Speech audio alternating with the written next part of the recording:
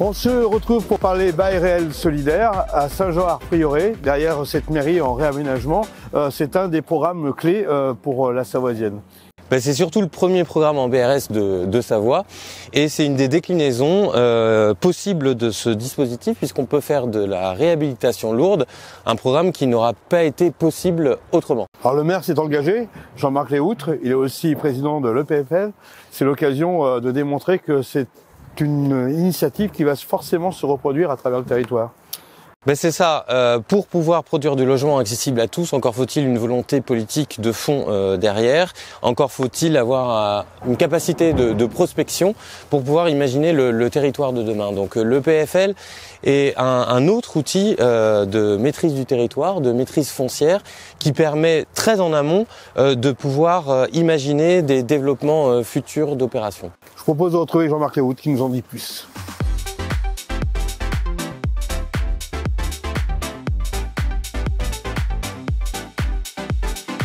Jean-Marc Léoutre, bonjour. Bonjour.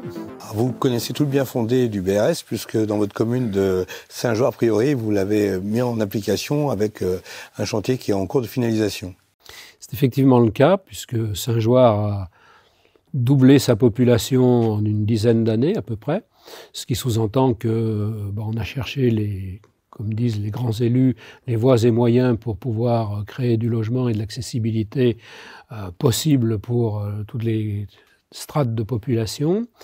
Et lorsque s'est créé le dispositif, après l'avoir travaillé avec la Savoisienne et Samuel Rabillard, on a trouvé que c'était un aspect intéressant parce que la première opération était une opération qui était doublement lourde. À la fois, il y avait de la rénovation et à la fois, il y avait de la création. Donc la rénovation, vous le savez, coûte beaucoup plus cher que les aspects de création quand on construit dans un champ de betteraves. Et par contre, il y avait une propriété foncière qui était un domaine communal, ce qui nous permettait de limiter la spéculation foncière. Donc du coup, on s'est orienté vers cet aspect-là qui permet un résultat au mètre carré moins onéreux, tout en ayant des aspects qualitatifs qui permettent de desservir en gros 2 opérations, l'une pour 6-8 logements et l'autre pour une dizaine de logements. Ce qui fait que oui, on a bien travaillé, on est satisfait du dispositif. On aura sans doute à le réutiliser parce que dans le cadre du PLUI-HD, Saint-Jean a un certain nombre de potentialités qui existent encore. La commune actuellement est autour de 2000 habitants.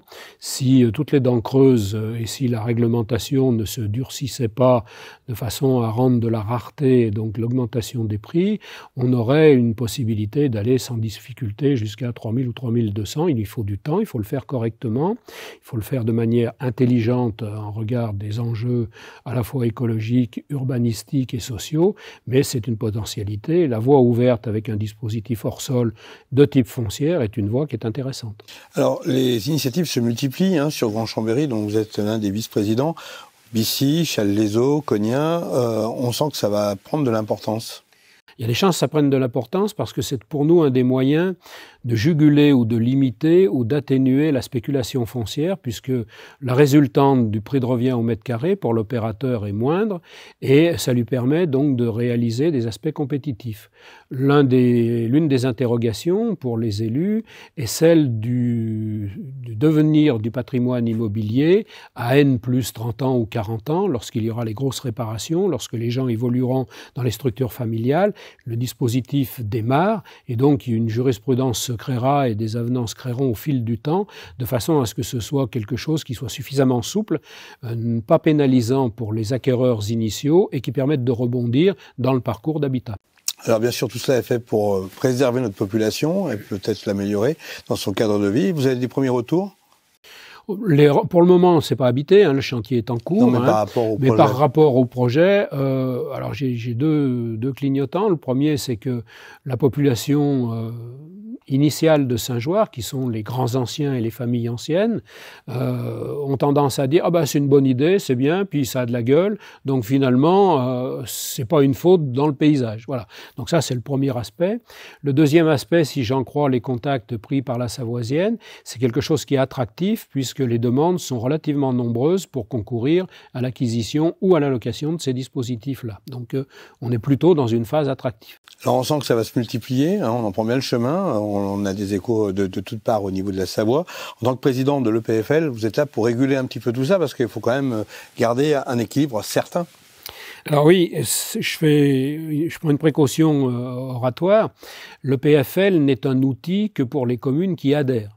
C'est-à-dire que c'est comme si c'était une association, c'est un EPIC, mais les communes qui n'y adhèrent pas n'ont pas la possibilité de recourir à l'EPFL pour porter les opérations. Mais en tout cas, vous avez un regard qui est écouté. Voilà. Et puis on a, alors effectivement, on a un aspect d'expertise et de compétence qui va jusqu'à, le plus simple c'est le portage, le plus compliqué c'est les aspects de dépollution ou les aspects d'analyse de projets et de retour de faisabilité. Donc c'est un peu l'ensemble de la raquette qui est permise.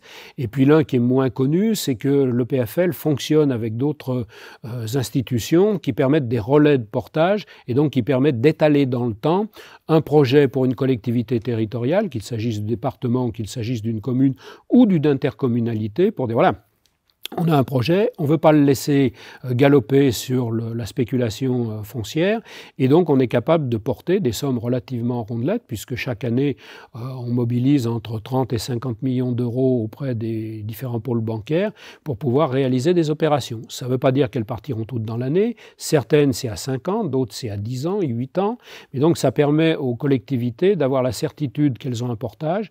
Structurellement c'est hors bilan entre guillemets, parce que c'est pas un bilan mais c'est hors budget municipale ou collectivité, donc ça ne dégrade pas les ratios de la collectivité et ça lui permet de mûrir son projet, de mieux choisir et de mieux optimiser le partenaire de sortie et d'avoir quelque chose qui s'élabore de manière la plus intelligente possible. Voilà.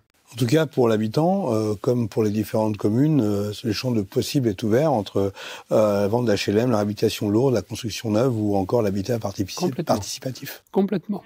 Et que ce soit en grand collectif, en collectif intermédiaire ou en individuel, voire en individuel accolé au sens liaison de 2 ou 3 unités logement. Voilà. Donc ça nous laisse toute possibilité. Merci.